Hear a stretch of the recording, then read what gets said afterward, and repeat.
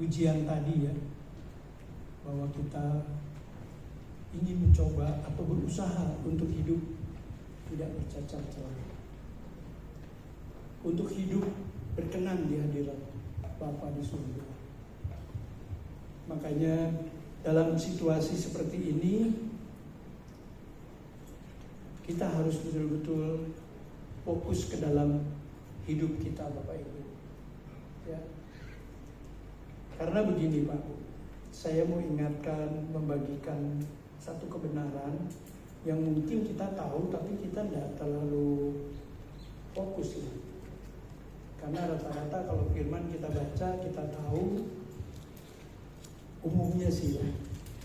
Kalau kita tidak mengalami, kita tidak menghayati. Nah ini ayatnya saya kira umum ya. Bisa kalau dibuka di Mazmur 90 ayat 10 maksud saya. Ini ayat yang populer, yang semua orang sudah tahu ya. Alkitab mencatat begini di Mazmur 90 ayat 10. Masa hidup kami 70 tahun, dan jika kami kuat 80 tahun. Dan kebanggaannya adalah kesukaran dan penderitaan, sebab berlalunya buru-buru dan kami melayang lenyap. Saya yakin kalau saya tanya, adakah orang di sini yang tidak pernah dengar ayat ini? Tidak ada, semua pasti sudah dengar ya. Cuman pertanyaannya begini Bapak Ibu, dampak buat kita apa dengan kita mengetahui Mazmur 90 ayat 10 ini? Kalau kita teliti dari kata-kata ini kan berarti ada beberapa pemahaman yang kita bisa dapat di sini. Yang pertama jelas, siapapun kita, kalau kita namanya manusia, hidup di dunia ini ada batasnya Bapak Ibu. Karena kan ditulis di situ, masa hidup kami 70 tahun. Ada yang sudah 70 selain saya? Mungkin Pak Gembala ya. 70 tahun. Dan kalau kuat, kalau belum tentu kuat berarti ya. Kalau kuat 80 tahun. Dan yang gak enaknya kan kebanggaannya adalah kesukaran dan penderitaan gitu.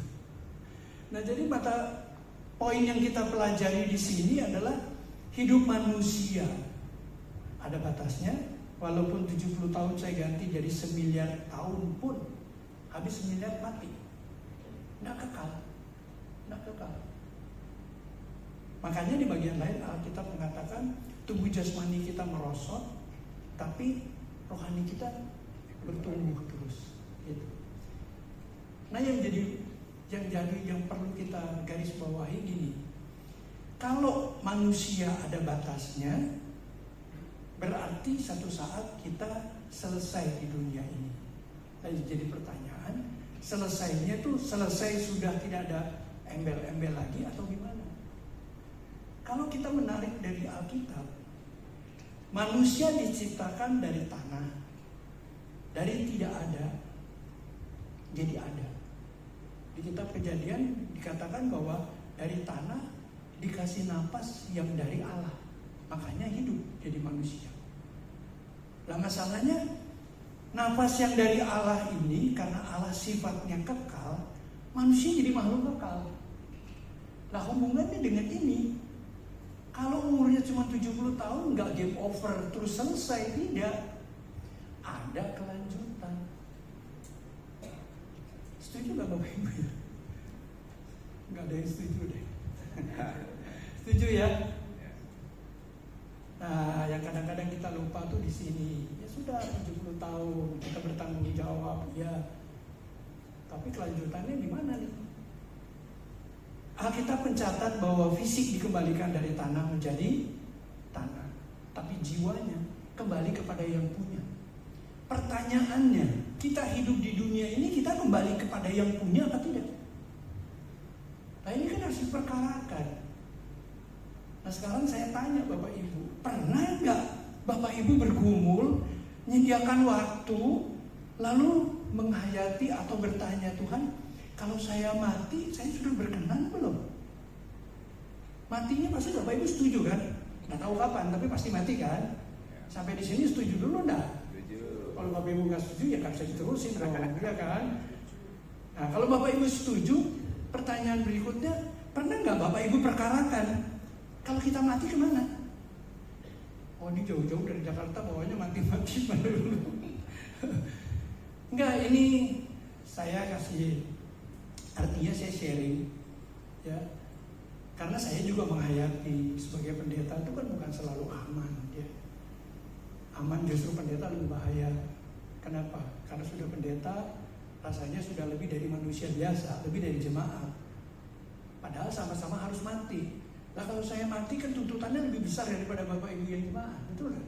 Yang tahu banyak dituntut banyak. Apalagi sudah berdiri di sini, lalu sharing hal-hal kebenaran hidup saya tidak jelas, padahal ini juga berlaku buat hidup saya. Mau kemana saya? Makanya kita belajar bareng-bareng, ya. Kalau manusia ada batasnya, sementara jiwa dan roh kita berkelanjutan dari kekal sampai kekal, pernah nggak kita memperkarakan? Halo, bingung jawabnya. Iya sih, sadar sih Pak, tapi untuk memperkarakan masih jauh kayaknya deh Pak. Saya baru 35, saya baru 40 gitu ya. Walaupun di sini ditulis 70 Pak Bu, bukan berarti yang masih di bawah 70 aman-aman. Nah, ingat daun yang gugur itu bukan cuma daun yang kering. Daun yang muda pun bisa gugur. Makanya siang hari ini saya kasih tema pilihan terakhir. Karena nanti Bapak Ibu dan saya harus memilih. Di saat kekekalan itu ada, hidup fisik kita selesai, kita mau pilih kemana? Mau pilih kemana? Loh, memang ada pilihan Pak. Ya ada dong. Ya, kita kan tahu bahwa manusia hidup itu pilihannya dua, ikut Tuhan atau ikut hantu, gitu aja kan. Nah, jadi sekarang kalau misalnya kita hidup di dalam kebenaran, fisik kita selesai, jiwa kita harus kembali ke siapa? Ke Tuhan atau ke bukan Tuhan? Dan itu sama-sama kekal, sama-sama kekal. Kalau nanti kita sampai kepada jam detik terakhir hidup kita di sini, kita mesti memperkarakan, karena kalau kita ada sama Tuhan, kekal sampai kekal. Kalau kita tidak, kekal sampai kekal di api neraka. Itu kata Alkitab. Saya punya ayat di sini, bukan menunjukkan ketetapan bahwa mati arah sini, mati arah situ, bukan ya. Tapi ini kita punya gambaran. Kita punya gambaran karena kita percaya Kristus, kita jadi orang Kristen. Di sini ada ayat yang bertolak belakang. Tapi ini memberikan gambaran sama kita di saat selesai hidup kita di sini, tugasnya selesai apa tidak, di saat Tuhan panggil Bapak Ibu dan saya siap apa tidak. Ya, sebagai saya siap. Ya, waktu dipanggil ada pilihan. Di Matius 3 ayat 17. Ya. Matius 3 ayat 17, Alkitab mencatat begini. Menarik nih Bapak. Lalu terdengarlah suara dari surga yang mengatakan, inilah anakku yang kukasihi, kepadanya aku berkenan. Satu ya.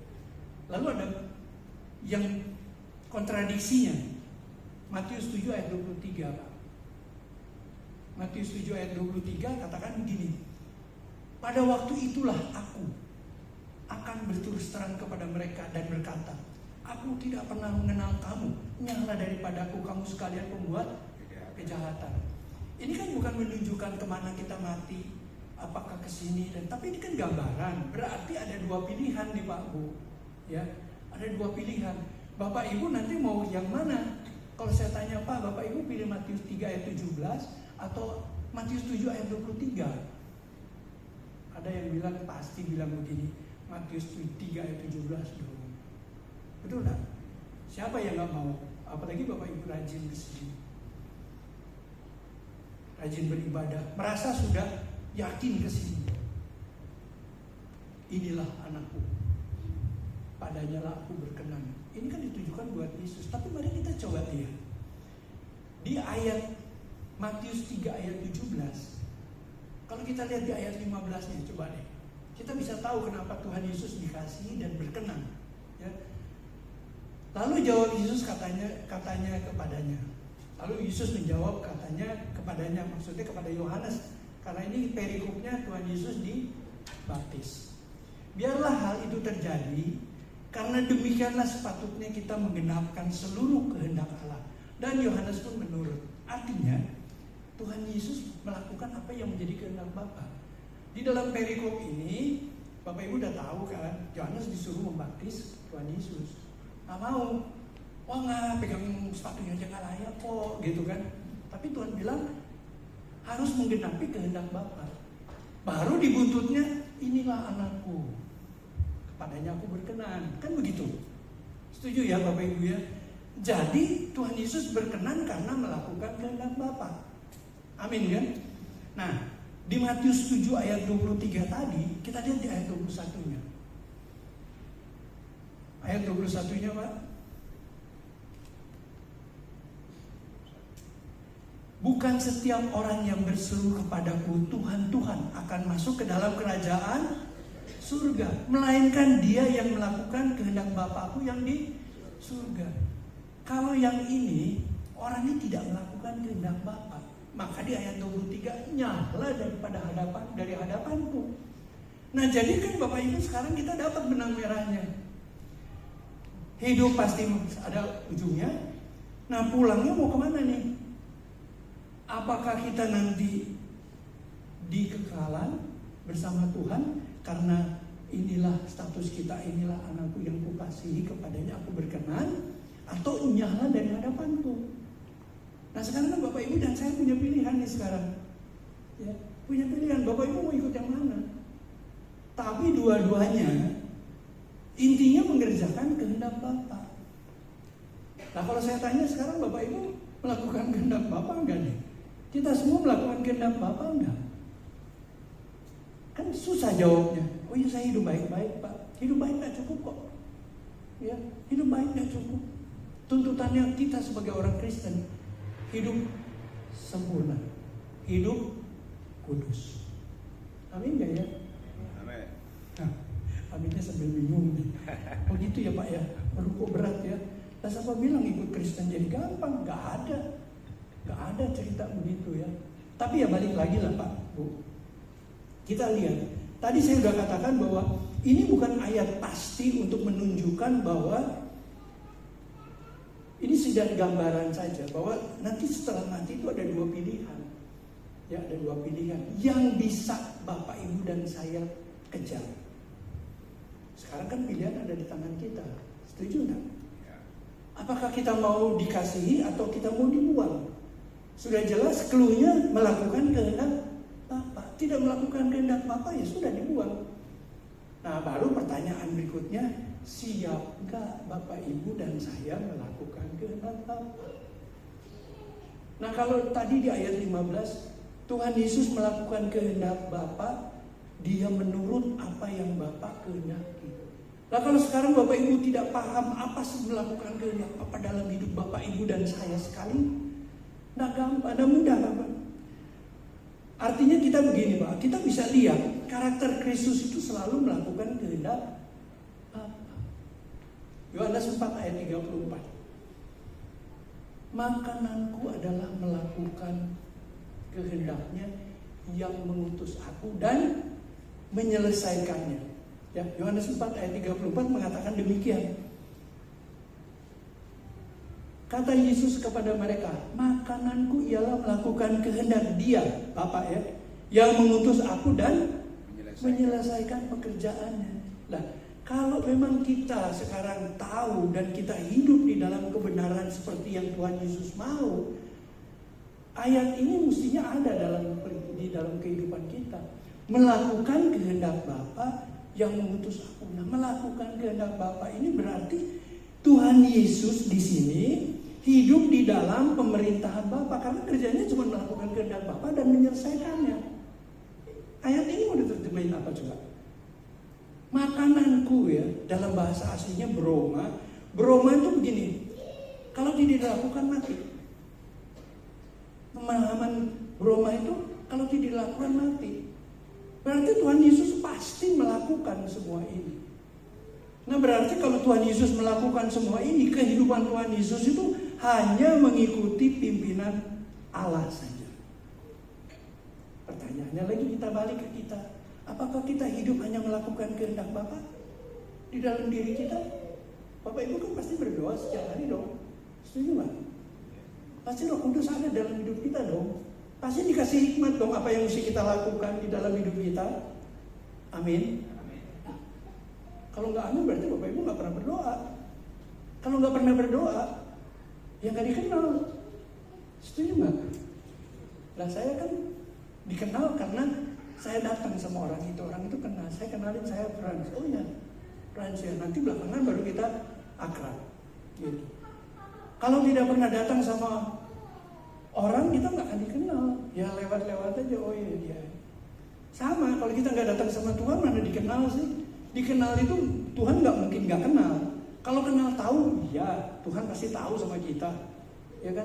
Tapi dalam hal ini kenal ini karena kita melakukan kehendaknya, kita hidup dan kita dinikmati sama Tuhan karena kita selalu ada di dalam hadirat Tuhan. Lah ini kan jadi dibilang gampang, ya nggak gampang karena harus dilakukan.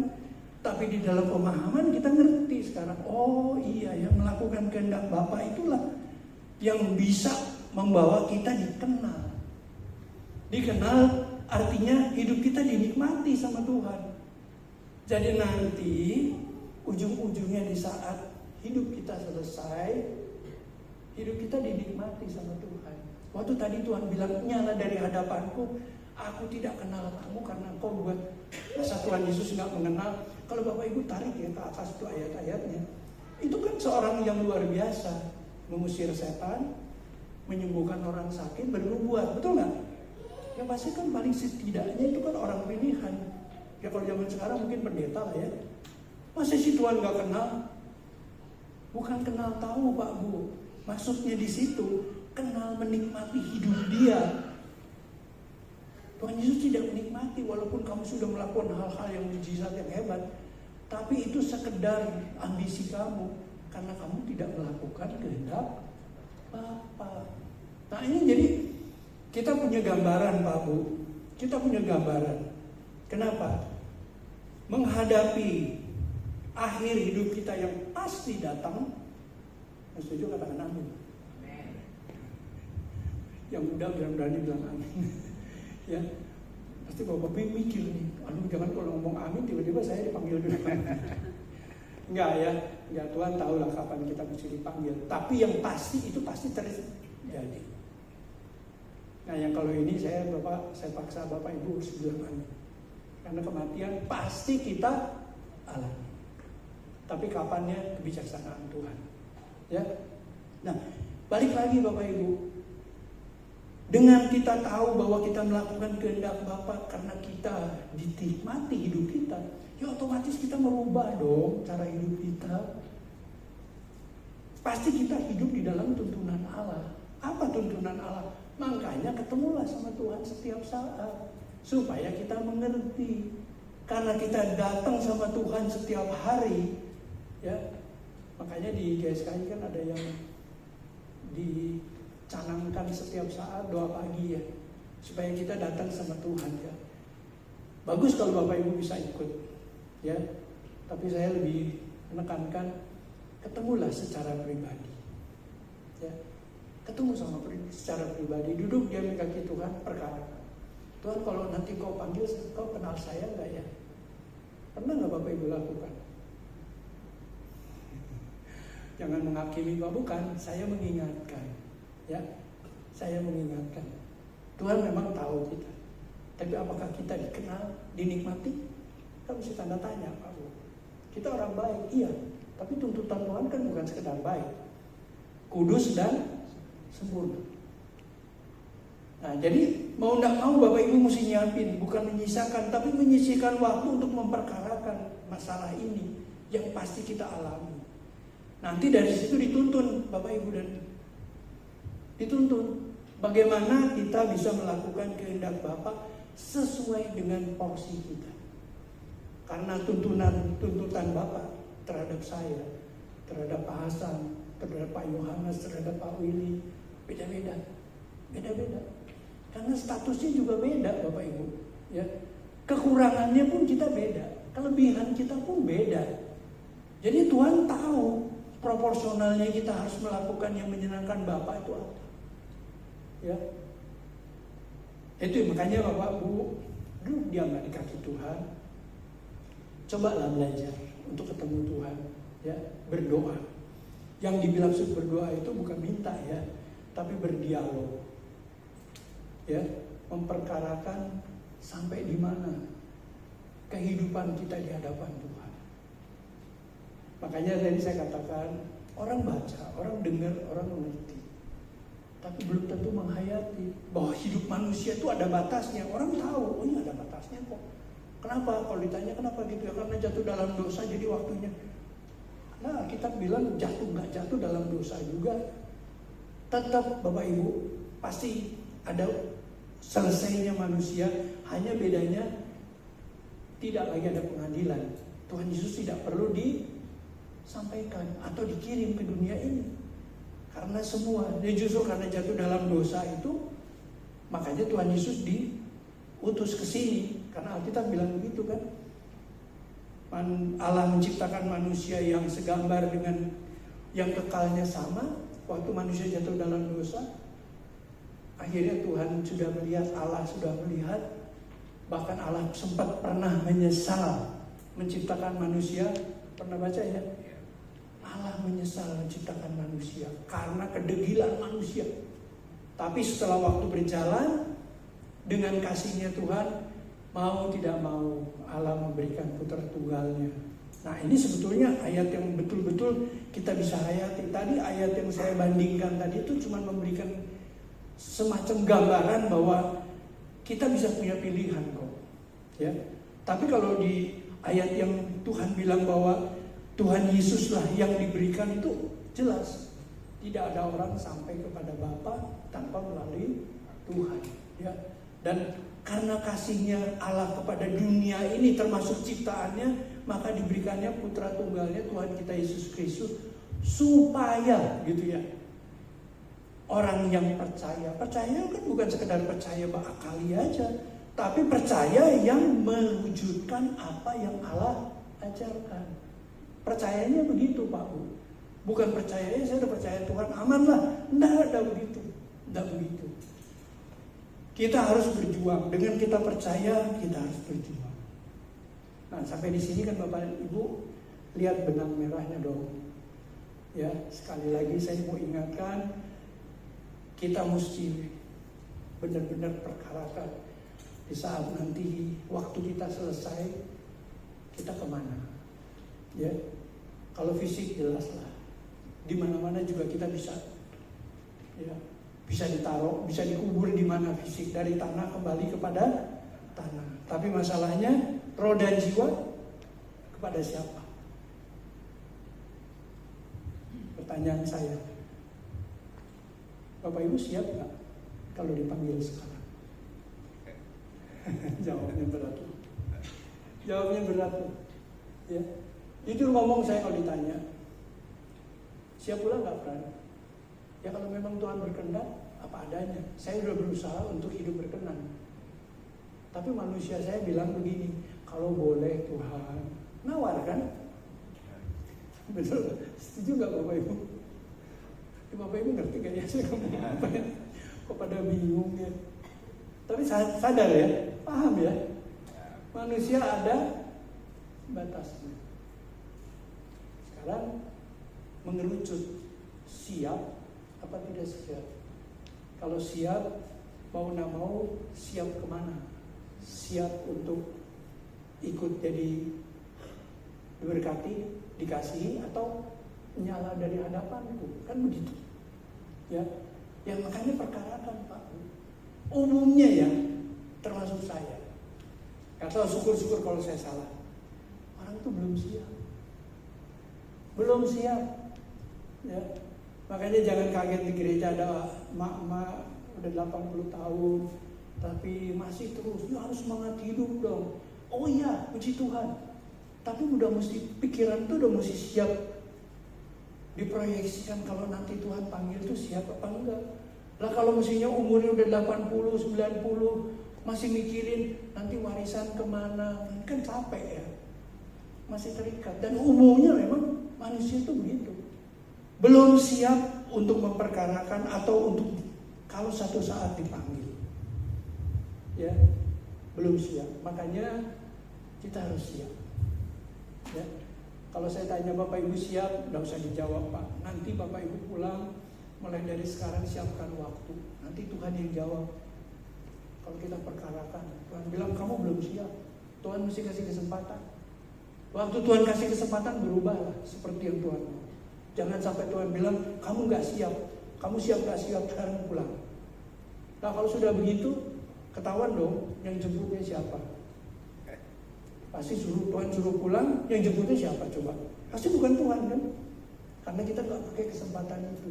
Jadi perkarakan setiap saat, tanya Tuhan, di mana yang saya belum berkenan? Ya. Tadi saya katakan umumnya orang masih belum siap. Kenapa? Karena hidupnya masih dipimpin oleh kesenangan daging.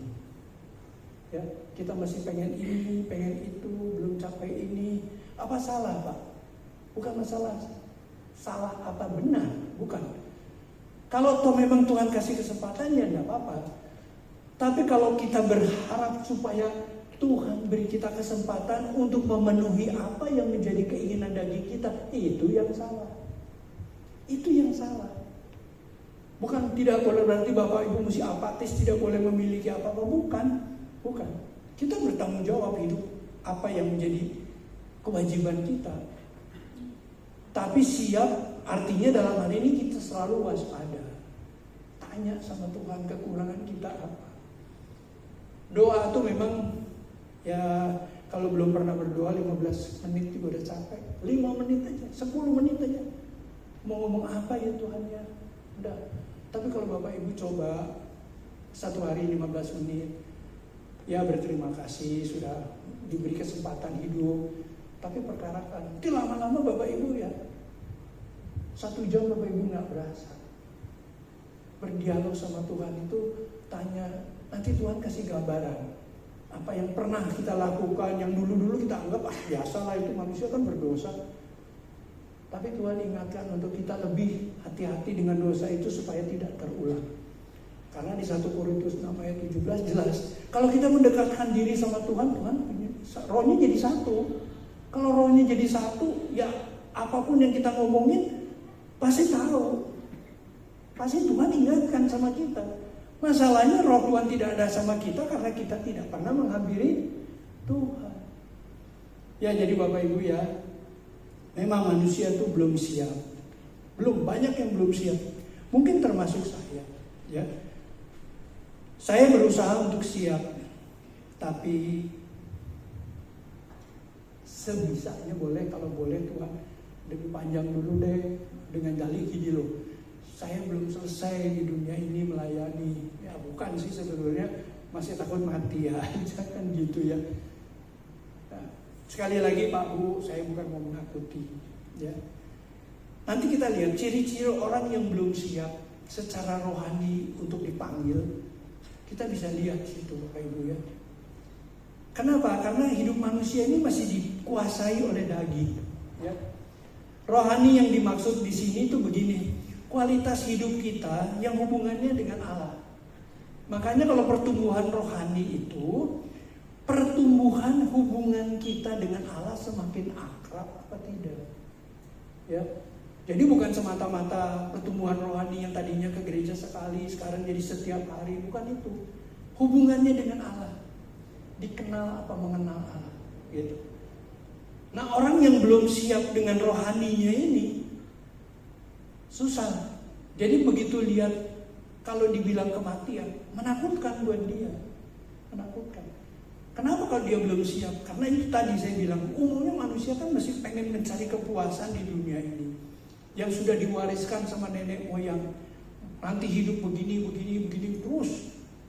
Yang dibilang standar kehidupan. Ya. Nah, disitulah manusia itu mengejar apa yang menjadi standar dunia. Ya. Jadi waktu kita tidak siap karena kita masih menginginkan kepuasan daging, akhirnya Roh Tuhan itu tidak bisa menghampiri kita. Karena kita datang sama Tuhan bukan untuk mendapatkan hikmat dari Tuhan supaya merubah hidup kita. Bukan. Untuk memuaskan keinginan hidup kita. Lah Alkitab bilang begitu juga loh Bapak Ibu. Kalau Bapak Ibu gak percaya ya, kita lihat. Saya mengutip dari satu ayat Alkitab. Itu Bapak Ibu bisa baca. Kita lihat di Yohanes 6 ayat 24. Yohanes 6 ayat 24 ya. Ketika orang banyak melihat bahwa Yesus tidak ada di situ dan murid-muridnya juga tidak, mereka naik ke perahu-perahu itu lalu berangkat ke Kapernaum untuk mencari Yesus. Keren kan? Ayat berikutnya, ayat 25. Ketika orang banyak menemukan Yesus di seberang laut itu, mereka berkata kepadanya, "Rabi, bila mana engkau tiba di sini?" Tapi dengar jawabannya Yesus di ayat 26. Yesus menjawab mereka, "Aku berkata kepadamu, sesungguhnya kamu mencari aku bukan karena kamu telah melihat tanda-tanda, melainkan karena kamu telah makan roti dan kamu kenyang." Perikop ini saya petik dari perikop Tuhan Yesus memberi makan 5.000 orang. Betul ya? Jadi lihat kenapa kita belum siap. Banyak orang belum siap. Datang sama Tuhan Yesus mencari kebutuhan jasmani. Tuhan Yesus sendiri yang bilang, "Lah kamu nyari aku, bukan kamu telah melihat tanda, mujizat, Simeon, tanda bahwa Tuhan Yesus anak Allah. Bukan, karena kamu perutnya dikenyangkan." Kira-kira Bapak Ibu dan saya datang ke sama Tuhan Yesus buat memperkarakan supaya persiapan kita waktu dipanggil dikenal Tuhan apa buat kebutuhan jasmani coba. Ini kan rohani yang belum siap Bapak Ibu. Hubungan dengan Allah itu masih sebatas kepenuhan duniawi. Saya berharap GSKI Petra jemaatnya tidak ada yang begitu. Datang sama Tuhan itu untuk diolah, untuk diproses supaya siap waktu Tuhan panggil. Bukan karena jasmani. Amin Bapak Ibu. Amin. Ini berarti rohaninya masih rendah. Belum. Lalu ada lagi yang begini Bapak Ibu. Nah ini yang menariknya ya. Ini yang satu ini justru bukan cuma jemaat biasa Bapak Ibu. Ya. Kalau kita baca di Markus 10 deh ayat 35. Ya. Markus 10 ayat 35. Di sini bukan cuma jemaat biasa Pak Bu. Lihat. Baca baik-baik. Lalu Yakobus dan Yohanes anak-anak Zebedeus. Yakobus dan Yohanes siapa? Bukan Pak Yohanes ini ya Pak ya, sorry. Ini murid Tuhan. Murid Tuhan. Saya nggak bisa baca semua sampai ayat 40. Tapi intinya gini, dia bilang sama Tuhan Yesus, "Tuhan, kalau engkau nanti sudah naik menjadi raja, tempatkan Yohanes, Yakobus, yang satu di kiri, yang satu di kanan, di dalam kemuliaan-Mu." Apa yang dia maksud? Cari kehormatan Bapak Ibu. Bapak Ibu dan saya jangan datang sama Tuhan Yesus mencari kehormatan seperti anak buahnya Tuhan Yesus. Ini anak buah murid Tuhan Yesus loh. Bapak Ibu datang ke Tuhan Yesus untuk dapat kehormatan? Halo? Gak tahu Pak, ya habis kalau ikut sama Tuhan kan biasanya kita jadi hormat, jadi terhormat. Siapa bilang? Justru datang sama Tuhan Yesus kadang-kadang kita di-grounded, dihina orang. Lah ini murid-murid pengen punya kehormatan. Dia pikir Tuhan Yesus nanti bakal jadi raja di dunia, padahal tidak. Tuhan Yesus mati di kayu salib, Tuhan Yesus bakal jadi raja di kekekalan. Kalau dia minta jadi kehormatan sama Tuhan Yesus, ya salah alamat. Makanya kalau Bapak Ibu baca sampai ayat 40, kamu tidak tahu apa yang kamu minta. Dengan sombongnya dia bilang, "Oh kami tahu Pak, kami tahu Tuhan apa yang kami minta." Iya kamu minta kehormatan. Nah kalau kamu mau kehormatan, Tuhan bilang, kamu mesti minum cawan yang aku minum. Cawan itu penderitaan. Ya, kamu mesti menderita seperti aku. Lalu dengan pedenya, "Oh kami bisa." Baru Tuhan Yesus jawab, "Duduk di sebelah kanan, sebelah kiri bukan haknya Tuhan Yesus." Lah bayangin, apa artinya buat kita? Tuhan Yesus tidak membawa kita ke dalam kemuliaan dunia Bapak Ibu. Enggak. Kalau kita masih ada di situ, kematian menjadi kengerian buat kita. Yang setuju boleh katakan amin. Tapi kalau kita tidak mencari kehormatan, kapanpun mau dipanggil, kita tidak butuh dunia. Walaupun memang kita butuh jasmani, tapi kita tidak mengejar kecintaan dunia kita terhadap materi, apalagi kehormatan. Kita lebih hebat dari murid-murid Tuhan Yesus.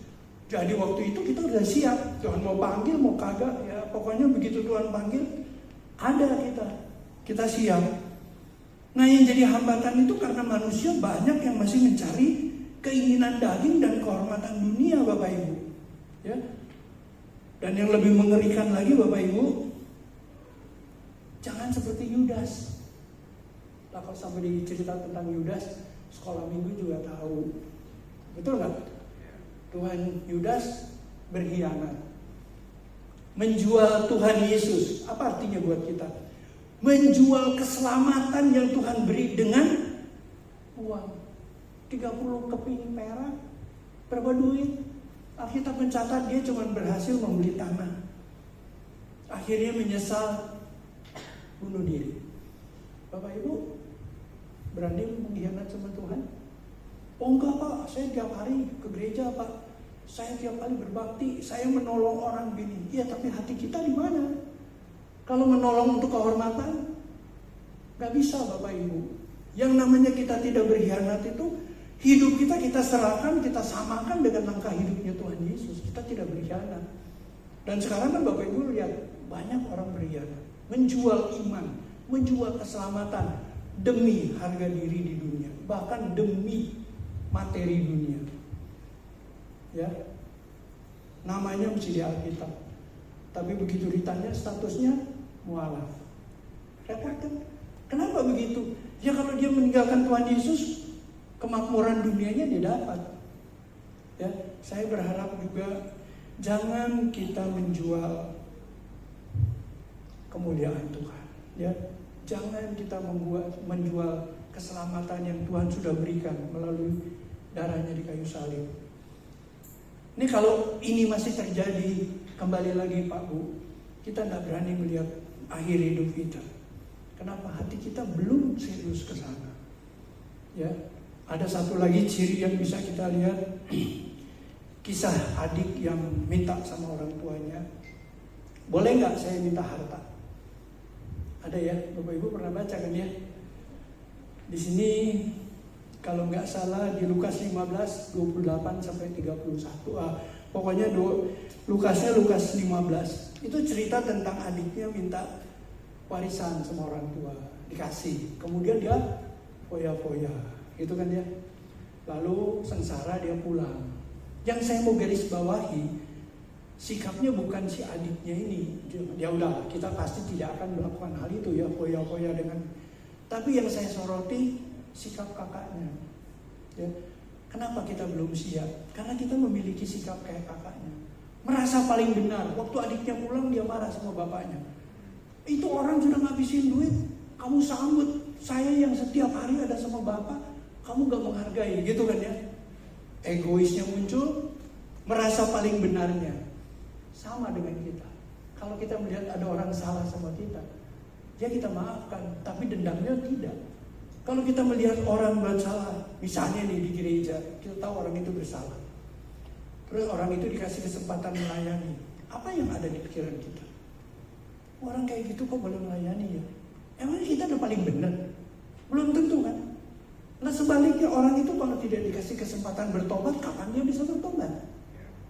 Mentang-mentang salah, udah lu dibuang, gak boleh. Gak boleh lagi ada di mimbar. Jangan begitulah. Tuhan aja bilang sama perempuan yang berzina, pulanglah dan jangan berbuat dosa lagi. Tanpa ada, tapi kamu harus begini, tapi kamu harus begitu. Enggak begitu kan? Mana mereka? Sudah pergi Tuhan. Sudah pergi Tuhan. Dah kamu pulang. Jangan berbuat dosa lagi. Selesai sampai di situ. Tapi kita merasa kita ini benar. Lalu kita menghakimi. Kita belum siap. Rohani kita masih cetek. Ya. Orang-orang seperti ini belum siap menghadapi kematian. Kenapa? Hidupnya masih dikuasai sama diri. Cari harta dunia yang dia kejar, kehormatan dunia, menjual keselamatan, merasa paling benar.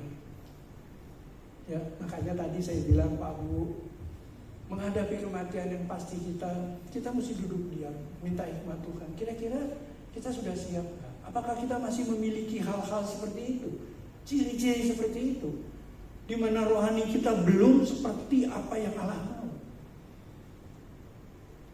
Perkarakan Bapak Ibu, perkarakan. Kematian pasti. Kalau Bapak Ibu perkarakan soal itu, Bapak mengerti, Bapak Ibu mengerti, dan kita semua berubah. Kapanpun, ya walaupun kita nggak minta, ya udah siap Tuhan, boleh panggil saya. Enggak begitu juga kali ya. Tapi di saat nanti Tuhan memang panggil, Bapak Ibu dan saya sudah siap. Ya, saya mencatat ada beberapa yang rohaninya siap untuk dipanggil Tuhan.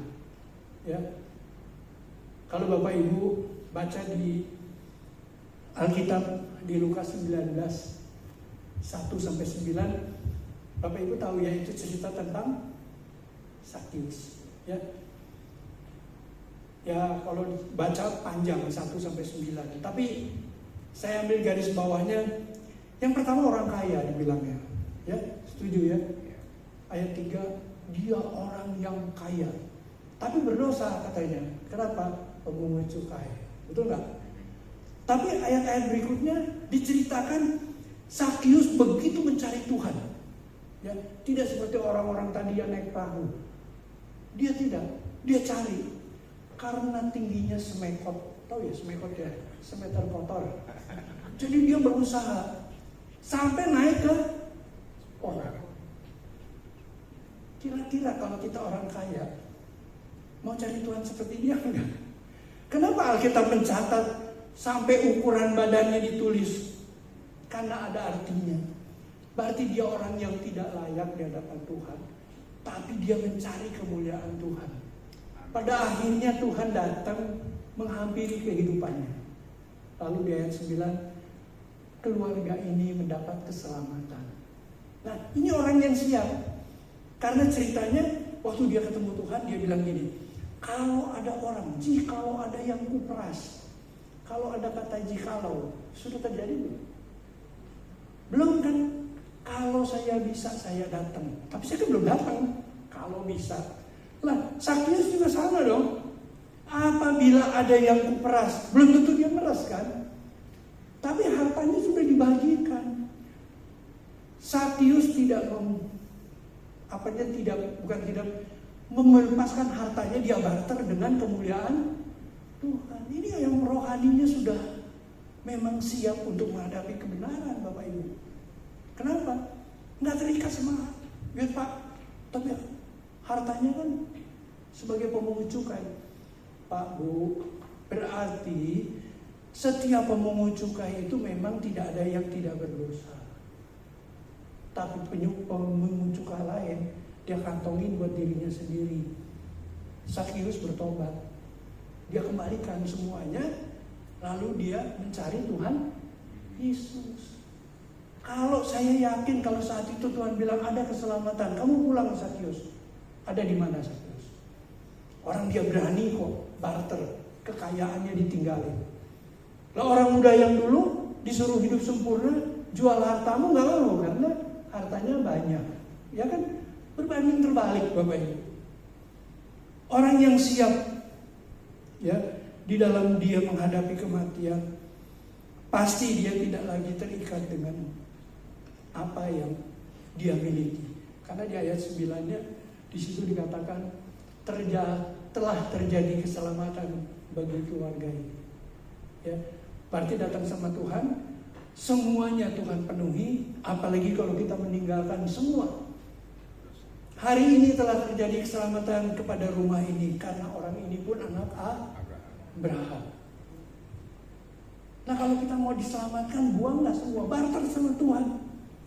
Jangan harta mengikat kita. Beda sama tadi, orang cari Tuhan karena untuk mengejar kekayaan, Bapak Ibu. Itu rohaninya masih belum. Lalu yang kedua, Bapak Ibu, ciri orang yang sudah siap ya, dia pasti akan memberikan yang terbaik buat Tuhan. Ada di Markus 14 ayat 3 sampai 6. Di Markus 14, Pak. Ya. Markus 14 ayat 3 sampai ayat 6. Ketika Yesus berada di Betania, di rumah Simon si Kusta, dan sedang duduk makan, datanglah seorang perempuan membawa suatu buli-buli pualam berisi minyak narwastu murni yang mahal harganya. Setelah dipecahkan leher buli-buli itu, dicurahkannya minyak itu ke kepala Yesus. Lalu ayat 4-nya, ada orang yang menjadi gusar dan berkata kepadanya, untuk apa pemborosan minyak narwastu ini? Lalu ayat 5-nya, sebab minyak itu dapat dijual 300 dinar lebih dan uangnya dapat diberikan kepada orang miskin. Lalu mereka memarahi perempuan itu. Tuhan Yesus jawab di ayat 6-nya, tetapi Yesus berkata, biarkanlah dia, mengapa kamu menyusahkan dia? Ia telah melakukan satu perbuatan baik padaku. Orang yang siap berbuat baik kepada Tuhan, ya, digambarkan dengan wanita yang memiliki harta yang luar biasa. Tadi sudah disebutkan, minyak narwastu yang harganya mahal, ya, harganya mahal. Kenapa bisa mahal? Bapak Ibu kalau kutip coba dicari ya, minyak narwastu itu apa sih? Minyak wangi memang pada zamannya. Tapi yang jadi mahal itu karena dibuat dari ekstrak tumbuh-tumbuhan yang tumbuh di pegunungan Himalaya, tumbuh-tumbuhannya. Diambil ekstraknya kemudian dijadikan minyak narwastu. Nah, kisah ini terjadi di tanah Palestina. Betapa jauhnya kan? Makanya jadi mahal. Ya, secara value mahal. Dulu kan belum ada tiki, belum ada transportasi DHL, itu belum ada kan? Pasti dibawanya kan orang pakai keledai kali. Makanya mahal. Dikatakan tadi berapa? 300 dinar lebih. Lebihnya kita nggak tahu kan? Bisa 301, 302. Nah kalau 350 misalnya ya. Lalu pada saat itu upah harian orang di zaman itu berapa? 1 dinar sehari. Setuju kan? Alkitab bilang kan 1 dinar sehari upah mana? Kalau dia 350 berarti harganya 350 dinar. 1 tahun berapa hari Bapak Ibu? 350 ya. Kalau kita convert ke dalam kemuliaan, bagi kemuliaan Tuhan dalam hitung-hitung income perempuan ini 31 tahun dikasih sama Tuhan. Bapak Ibu yang bekerja pernah gak gaji setahun diserahkan buat kemuliaan Tuhan? Halo, ada yang bekerja atau berbisnis? Gak ada Bapak Ibu. Tapi perempuan ini memberikan yang terbaik, ya. Memberikan yang terbaik, yang paling dia miliki, minyak narwastu yang mahal. Dia pecahkan kemudian dia kasih buat mengurapi Tuhan Yesus. Ini orang yang siap, rohani yang siap untuk menghadapi kematian. Kenapa? Nothing tulus buat dia. Yang paling bagus, yang paling mahal pun gua serahkan kok. Jadi kapanpun saya siap, gitu. Berbeda sama tadi yang saya bilang, orang gak siap. Nah sekarang kan kalau kita sudah tahu hidup kita ada batasnya, kan Bapak Ibu bisa menempatkan diri di mana nih? Pilihan akhir ada di tangan Bapak Ibu dong. Setuju gak Bapak Ibu? Gak ngerti ya? Setuju ya? Ya udahlah, anggap aja setuju lah ya. Kenapa? Karena memang susah. Mau tidak mau Bapak Ibu dan saya pasti menghadapi satu akhir dari kehidupan. Hanya masalahnya sekarang kita mau kemana? Kita mau kemana? Nah sekarang kalau Bapak Ibu masih ada di dalam ciri-ciri seperti itu, jangan Bapak Ibu, kita ubah. Ya, dengan duduk diam di kaki Tuhan, kita tahu apa yang mesti kita lakukan yang menyenangkan Tuhan, yang apa yang harus kita selesaikan. Mindset kita dirubah Bapak Ibu. Ya, kalau mindset kita dirubah, apalagi kita bisa jadi apa seperti yang Allah mau di dalam hidup kita. Kapanpun Tuhan panggil, ya pasti kita, ya Tuhan, kita sudah siap. Memang mempersiapkan gini nggak dalam semalam Pak Bu, ya, nggak dalam semalam. Yang namanya pertumbuhan rohani itu bertahap. Orang tidak akan baik dalam waktu sekejap. Memang Tuhan bisa kasih mujizat, tapi Tuhan fair. Sebaliknya, iblis juga tidak bisa membuat kita dalam sekejap jatuh. Nah, pasti ada proses. Ya, orang jatuh itu karena kenalan. Coba ini ada narkoba. Enggak. Nah, coba dikit lah. Lama-lama terjerumus. Ya. Makanya tadi saya katakan siap menghadapi akhir kehidupan itu tergantung. Kita mau yang mana? Mau pilih yang mana? Ada di lingkungan mana? Mau merubah atau kita mau hidup seperti yang orang lain, orang dunia lakukan, Bapak Ibu? Semua tergantung dan semua pilihan ada di tangan Bapak Ibu dan saya. Dan yang terbaik juga Bapak Ibu, berikan yang terbaik seperti yang Paulus katakan di Filipi 3 ayat 7-8. Yang dahulu merupakan keuntungan bagiku, sekarang aku anggap rugi karena Kristus. Ya, karena Kristus. Tetapi apa yang dahulu merupakan keuntungan bagiku, sekarang aku anggap rugi karena, berarti dia barter, Bapak Ibu. Keuntungan, bicara tentang keuntungan di sini, ini keuntungan jasmani kok. Paulus itu dijual tenda untuk pelayanan. Keuntungannya buat pelayanan. Tapi semua keuntungan dia dianggapnya tidak ada artinya. Karena di ayat 8-nya dipertegas, Paulus sendiri mengatakan, malahan segala sesuatunya ku anggap rugi karena pengenalan akan Kristus Yesus Tuhanku lebih mulia daripada semuanya. Oleh karena dialah aku telah melepaskan semua itu dan menganggapnya sampah supaya aku memperoleh.